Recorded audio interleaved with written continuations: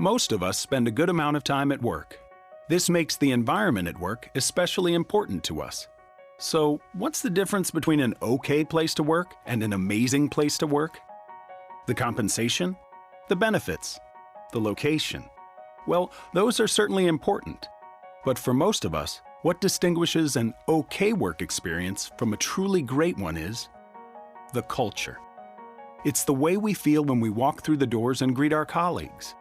It's the vibe, the energy, the spirit of our organization. Now consider the difference between an okay work environment and a terrible one. Imagine what it's like to work someplace where you feel you don't belong. Can we expect someone to do their best work if they feel threatened, unhappy, or unsafe?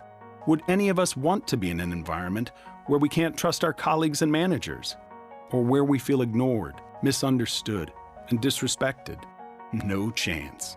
Given the choice, most everyone would prefer a more respectful workplace. But what does that really mean?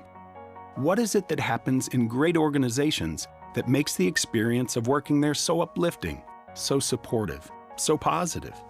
For most of us, the answer comes down to how we're treated.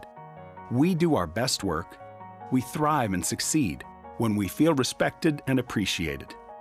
And when we're free to be ourselves, when we're encouraged to apply our unique experiences, skills, and talents to the work we do.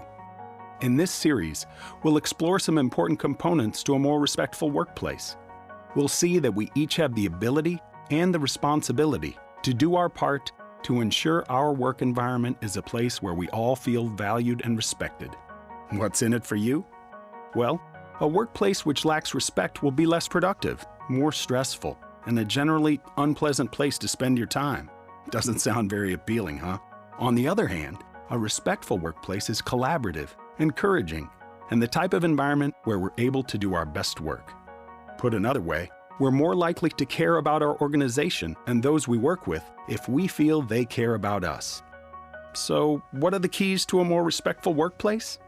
Let's find out.